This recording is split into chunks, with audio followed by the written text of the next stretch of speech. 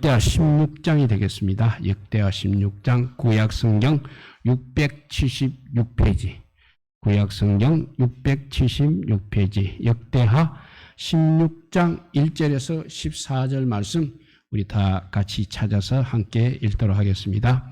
역대하 16장 1절에서 14절 구약성경 676페이지 찾았으면 우리 같이 읽도록 하겠습니다. 아사왕 제36년에 이스라엘 왕 바하사가 유다를 칠러 올라와서 라마를 건축하여 사람을 유다왕 아사에게 왕래하지 못하게 하려 한지라. 아사가 여호와의 전 곡간과 왕궁 곡간에 은금을 내어다가 다메섹에 사는 아람 왕 벳하닷에게 보내며 이르되 내 아버지와 당신의 아버지 사이에와 같이 나와 당신 사이에 약조하자. 내가 당신에게 은금을 보내노니 와서 이스라엘 왕 바하사와 세운 약조를 깨뜨려 그가 나를 떠나게 하라 하며 벳하닷이 아사 왕의 말을 듣고 그의 군대 지휘관들을 보내어 이스라엘 성읍들을 치되 이온과 단과 아벨마임과 납다리의 모든 국고성들을 쳤더니 바하사가 듣고 라마 건축하는 일을 포기하고 그 공사를 그친지라.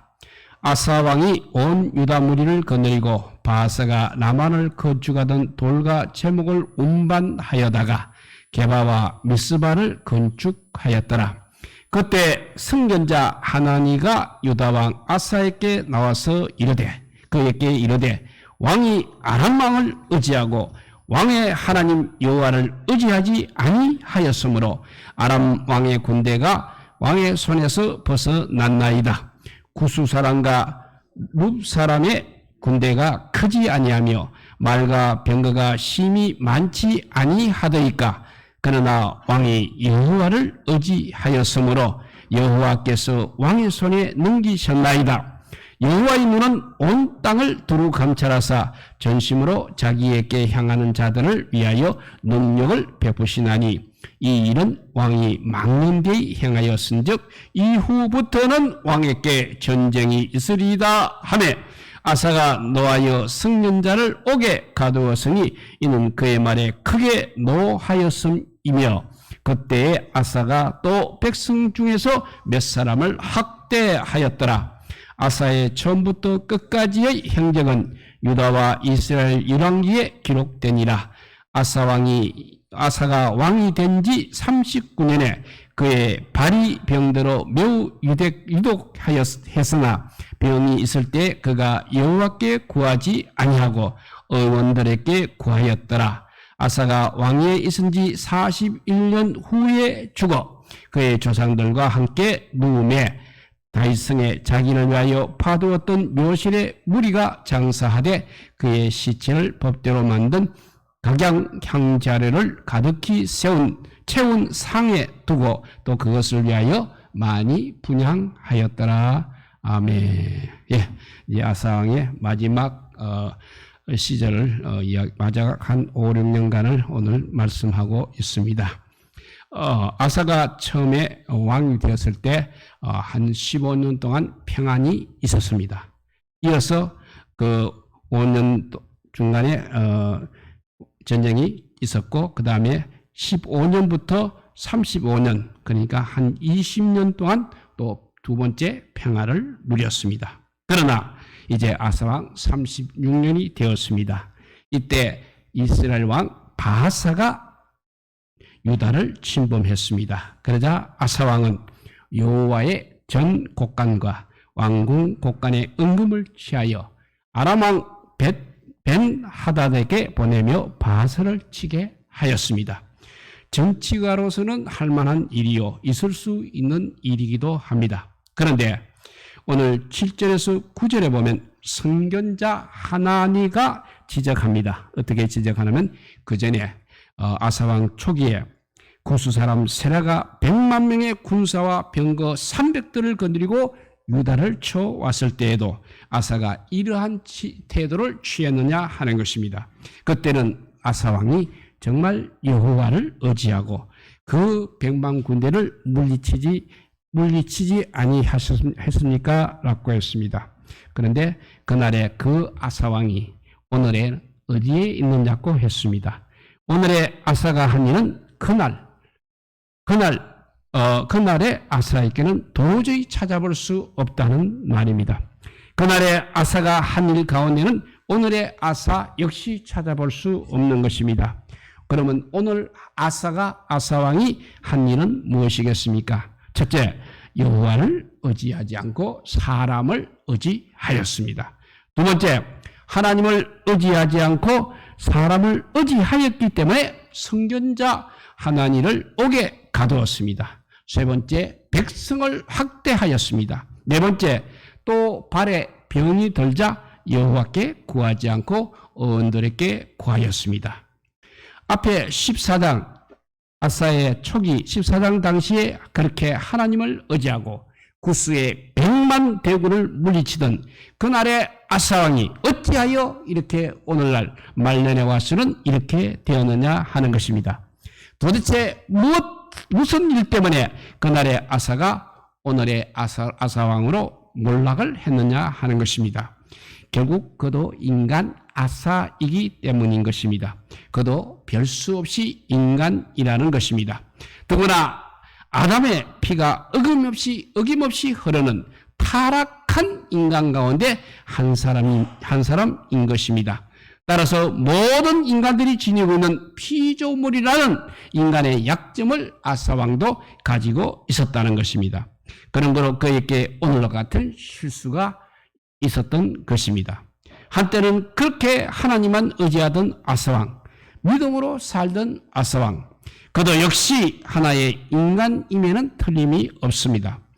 잠시라도 하나님께 붙들지 않고 있으면 얼마든지 미련해지고 얼마든지 어두워지고 얼마든지 약해지고 어떠한 죄라도 지을 수 있는 인간에 불과한 것입니다.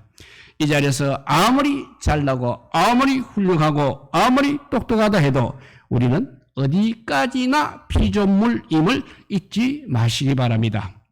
우리 인간이란 잠시라도 우리 주님의 붙드심 없이는 얼마든지 죄를 지을 수밖에 없는 피조물인 것입니다. 이 엄연하고 냉혹한 사실을 결코 한시도 우리는 잊어서는 안 되겠습니다. 한때는 그렇게 믿음으로 살던 아사왕이 이제 인간 아사로 몰락한 원인은 바로 믿음이 그에게서 떠났기 때문인 것입니다. 그래서 아사에게서 믿음이 떠날 때 5가지 결과가 나타났습니다. 첫째는 하나님을 의지하던 그 좋은 자리에서 사람을 의지하는 자리로 왔습니다. 그래서 선견자 하나니가 7절에 왕이 아람왕을 의지하고 왕의 하나님 여호와를 의지하지 아니하였으므로 라고 말하면서 왕의 마음이 하나님을 의지하던 자리에서 이제 사람을 의지하는 자리로 기울음을 지적하고 있습니다. 그리고 15절에 가서도 보면 그의 발이 병들어 매우 위독했으나 병이 있을 때 그가 여호와께 구하지 아니하고 사람인 어원들에게 구하였더라고 했습니다. 우리에게서 이렇게 믿음이 식어지게 되면 곧바로 우리의 마음은 하나님에게서 떠나서 사람에게 기울어지는 현상이 나타나는 것입니다. 첫 번째 한때는 사람을 의지한 자리로 결과가 나타났습니다. 두 번째는 공들인 탑을 무너뜨리는 결과가 나타났습니다. 아사왕이 한때 믿음으로 살 때에는 그의 아버지가 구별한 물건과 또 자기가 구별한 물건, 곧 은과 금과 그릇들을 여호와 전에 드렸습니다. 그런데 이스라엘 왕 바하스가 쳐들어오자 많은 은금을 취하여 아람 왕 벤하닷에게 보냈습니다. 적당히 그렇게 보낸 것이 아니라 보내도 철저하게 보내었습니다. 정말 그동안 힘들어 세워놓은 공들인 탑을 이렇게 한순간에 다 무너뜨리고 말았습니다. 그렇게 믿음이 떠났기 때문에 공들인 이 탑들이 무너지는 것을 볼 수 있습니다. 세 번째는 선견자의 경고들 또 듣지 않았습니다. 선견자의 경고를 듣지 않았습니다. 10절에 보니까 그가 믿음을 떠나자 그의 잘못을 경고해 주는 선견자의 경고를 듣지 않은 사실을 보여주고 있습니다. 우리가 믿음으로 살 때는 내 잘못을 경고해 주는 선지자의 경고를 양약으로 받아들입니다. 그러나 우리에게 믿음이 떠날 때에는 그처럼 달게 들던 선지자의 경고를 배척하게 되는 것입니다. 세 번째 결과는 선견자의 경고를 듣지 않았다고 했습니다. 네 번째는 성질이 사나워집니다. 10절에 보니까 아사가 또 백성 중에서 몇 사람을 학대하였다고 말하고 있습니다. 아사가 믿음으로 살 때는 언제나 아사에게 이런 잔인함을 볼 수 있었겠습니까? 믿음으로 사는 사람은 하나님을 두려워하는 사람입니다. 잔인한 짓을 하다가는 하나님의 심판이 임할 것을 너무나 잘 알고 있기 때문에 결코 사람에게 잔인한 짓을 할 수 없는 것입니다. 그러나 그에게서 믿음이 떠나는 날 그 사람은 하나님을 두려워할 줄 모릅니다. 따라서 하나님의 심판을 생각하지 않는 것입니다. 고로 어떠한 잔인한 일도 할 수 있다는 것입니다. 마지막 결과 다섯 번째는 여생 동안 남아있는 생애 동안 전쟁이 계속 있었습니다. 열왕기상 15장 31절에 보면 아사와 이스라엘의 바사 왕 사이에 일생 동안 전쟁이 있으니라고 했습니다. 그러니까 오늘 본문에도 아사가 죽을 때까지 31년까지 전쟁이 그치지 않았다고 했습니다. 이것이 바로 믿음을 떠난 사람에게 나타나는 다섯 가지 결과입니다. 사람을 의지하는 자리로 공도는 탑이 무너지고 선견자의 경고를 듣지 않고 사나워지고 여생 동안 전쟁이 있는 이런 엄청난 결과가 나타났습니다. 이것은 아사에게만 아니라 믿음을 떠난 우리에게도 이러한 결과가 나타날 수밖에 없는 것입니다. 믿음이 떠나면 우리는 곧장 아담의 후손으로 돌아갑니다. 그래서 타락한 본연의 썩어진 모습을 취하는 육의 인간이 될 수밖에 없는 것입니다. 3절에 보니까 나와 당신 사이에 약조하자는 히브리어대로 하게 되면 두 가지 뜻으로 이 말을 번역할 수 있습니다. 그 하나는 한글 성경과 같이 앞으로 나와 당신 사이에 약조를 하자는 뜻으로 번역될 수 있습니다.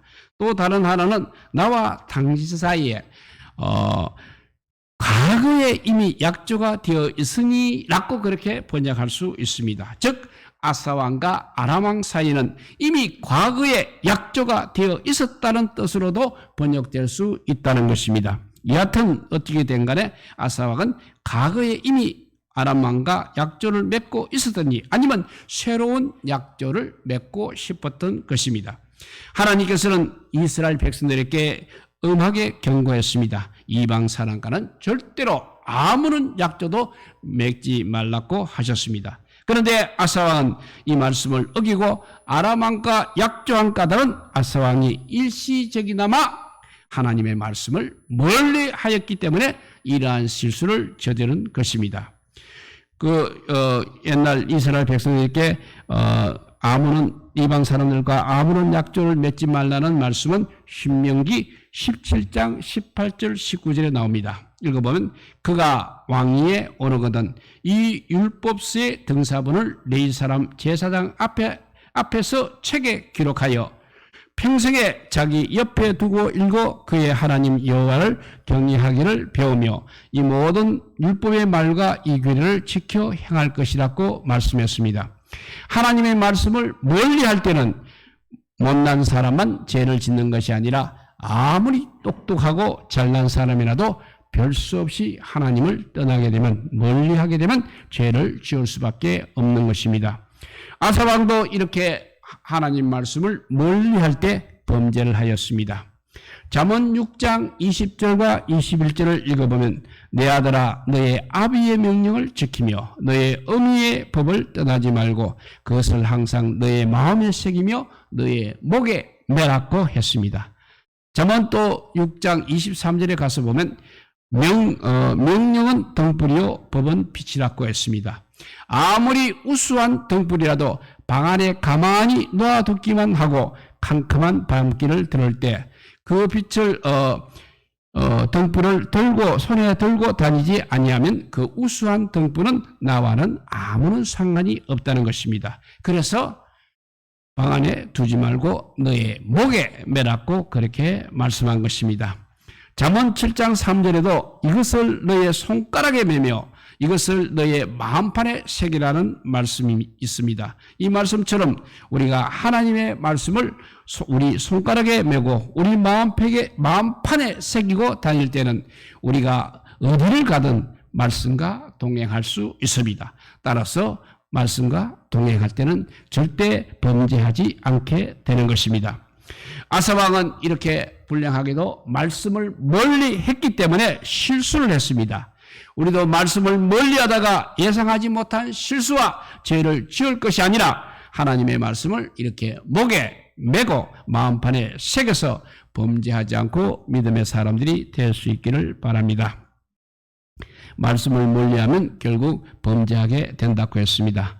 그 다음에는 미련하게 됩니다. 이스라엘 왕 바하사가 유다를 치려하자 아사 왕은 아람 왕과 맺은 약조를 근거로 하여 아람 왕께 이제 은금을 보내어서 이스라엘 왕 바하사를 물리쳤습니다. 그러자 이제 선견자 하나니가 아사 왕이 망령되이 행하였다고 책망을 했습니다. 여기서 망령되이 행하였다는 히브리어대로 풀이하면 미련하게 행하였다고 번역할 수 있는 것입니다. 선견자가 미련하게 행하였다고 이렇게 꾸중을 한 것은 그 약조가 아사 왕이 바로 말씀을 멀리할 때 맺어진 약조이기 때문인 것입니다. 아사 왕이 이렇게 말씀을 멀리할 때 멀리하였으므로 결국에는 이렇게 미련하게 행하는 결과가 나타났다는 것입니다. 성경은 우리 하나님의 말씀이 바로 지혜와 지식의 근본이라고 했습니다. 잠언 2장 1절에서 5절에 보면 우리가 하나님의 말씀을 받으면 그 결과 하나님을 알게 된다고 했습니다. 그러니까 하나님의 말씀 자체가 바로 하나님의 지식의 말씀이라는 뜻이 되겠습니다. 세상의 어떠한 지혜와 명철 그리고 모략도 하나님의 지혜와 명철 그리고 모략을 당해낼 수 없다는 것입니다. 그 누구도 성경의 지혜와 성경의 지식을 당해낼 수 없는 것입니다. 이 말씀을 듣고 행하는 자에게 지혜와 주식을 주기까지 하는 말씀입니다. 아사왕이 말씀을 멀리 했기 때문에 말씀에 어긋나는 약조를 맺었습니다. 또 그 약조를 근거로 하여 아람의 도움을 받아 이스라엘 왕 바하사를 물리쳤더니 선견자 하나니는 아사왕이 미련하게 행했다고 꾸중을 하였습니다. 아사왕만이 아닙니다. 천하의 그 어떠한 사람도 말씀에서 떠나는 자는 결국 미련하게 행할 수밖에 없는 것입니다. 지혜로도 명철로도 모략으로도 여호와를 당할 수 없는 여호와의 지혜가 담겨있는 여호와의 말씀을 버린 자가 무슨 지혜를 찾아볼 수 있겠습니까? 그러므로 우리는 내 명령과 내 법을 우리는 내 명령과 내 법을 너의 마음에 새기고 너의 목에 매라는 이 말씀을 항상 명심하고 살아서 하나님 말씀 때문에 결과적으로 지혜로운 삶을 사는 복된 백성들이 될 수 있기를 바랍니다. 이제 마지막으로 기적이 이루어지려면 어떻게 해야 하는 것을 살펴보도록 하겠습니다. 하나님을 믿는 사람들이라면 누구나 자기에게도 우리 하나님의 기적이 이루어지기를 바랄 것입니다. 그러면 성령이 어떠한 자에게 하나님의 기적이 이루어질 수 있다고 우리에게 가르쳐주고 있습니까? 첫째, 전심으로 하나님께 향하는 자에게 하나님의 기적이 이루어진다고 했습니다. 오늘 9절에 보니까 여호와의 눈은 온 땅을 두루 감찰하사 전심으로 자기에게 향하는 자들을 위하여 능력을 베푸시나니 라고 했습니다. 여호와의 눈은 이렇게 온 땅을 두루 감찰하시면서 누가 전심으로 자기에게 하나님에게 향하는가를 찾고 계십니다. 그러한 자를 찾게 되면 그 사람을 위해서 능력을 베푸신다는 말씀인 것입니다. 그러니 하나님께서 우리를 위하여 기적의 능력을 베풀어 주시는 조건은 바로 전심으로 우리가 하나님을 향하는 일입니다. 하나님께서 우리를 위하여 기적의 능력을 베풀어 주시는 조건은 전심으로 하나님을 향하는 일입니다. 사무엘상 7장 3절에서 사무엘은 이스라엘 백성들에게 너희가 전심으로 여호와께 돌아오려거든 너희 마음을 여호와께로 향하여 그만을 섬기라고 했습니다. 사무엘의 말에 순종하여 그들이 전심으로 여호와를 찾아왔을 때, 여호와께 돌아왔을 때 기적이 나타났습니다. 그들을 공격해오던 브레셋 군대를 하나님께서는 우레로 어지럽게 하사 패하게 하시는 그런 엄청난 기적을 베풀어 주셨습니다. 또 모압과 암몬, 마온의 세 나라가 예루살렘을 포위하고 공격할 때 남유다 제4대 왕 여호사밧은 역대하 20장 12절에 이렇게 말합니다. 우리를 치러오는 이 큰 무리를 우리가 대적할 능력이 없고 어떻게 할 줄도 알지 못하고 오직 주만 바라보나이다 하고 하면서 주님을 바라보았습니다. 그렇게 주님만 바라볼 때 하나님께서는 그 세 나라의 막강한 연합군대를 파하는 기적을 베풀어 주셨습니다. 아사의 경우도 역대하 14장 11절에 나오고 있습니다. 이렇게 아사가 말합니다. 여호와여, 힘이 강한 자와 약한 자 사이에는 주밖에 도와줄 리가 없사오니 우리 하나님 여호와여, 우리를 도우소서. 우리가 주를 의지하오며 주의 이름을 의탁하옵고 이 많은 무리를 치러 왔나이다 라고 그렇게 아사가 말하면서 주님을 바라볼 때 하나님께서는 구수 사람 100만 대군을 살아남은 자가 한 사람도 없을 정도로 패하게 하시는 그야말로 기가 막힌 기적을 행하여 주셨습니다. 전능하신 하나님께서 우리에게 기적을 베풀어 주실 수 있는 조건은 전심으로 주님께 행하는 것입니다. 전능한 주님께서 우리에게 기적을 베풀어 주시기를 원하고 계십니까? 전심으로 주님만 바라보시기 바랍니다. 두 번째는 약한 데서 우리가 기적이 일어납니다. 고린도후서 12장 9절은 내 능력이 약한 데서 온전해짐이라고 했습니다. 이 말씀의 뜻은 내가 강한 줄을 알고 내 힘으로 무엇이든지 다 할 수 있는 줄 알고 주님의 도우심과 기적이 필요하다고 느끼지 않는 그런 사람에게는 기적이 이루어지지 않는다는 말씀이 되겠습니다. 내가 약한 줄 알고 내 힘만 가지고는 아무 일도 할 수 없는 줄 알고 주님의 도우심과 주님의 기적의 힘이 아니고는 도저히 할 수 없다고 깨닫고 주님의 도우심만 바라보는 그러한 사람에게 우리 주님의 기적이 이루어진다는 말씀이 되겠습니다. 하나님의 기적은 그렇게 값싼 것은 아닙니다. 또 값살 필요도 없습니다. 자기가 강하여 무엇이든지 자기 능력으로 할 수 있는 줄 알고 주님의 기적을 별로 요구하지도 않는 사람을 일부러 찾아다니시면서까지 기적을 베풀어 주시는 그러한 하나님은 아니시라는 것입니다. 내가 약한 줄 알고 주님의 도우심과 주님의 기적이 아니고는 어떠한 일도 도저히 할 수 없다고 느끼며 주님의 기적을 간절히 사모하고 바라보는 바로 그 사람에 한하여 하나님의 기적은 나타나는 법인 것입니다. 그렇기 때문에 하나님께서 기적을 역사해 주실 때는 일부러 인간을 약하게 만들어서 그러하건 그런 약한 자리에서 하나님의 기적을 바라보고 사모하게 하여 기적을 역사하는 때도 있었습니다.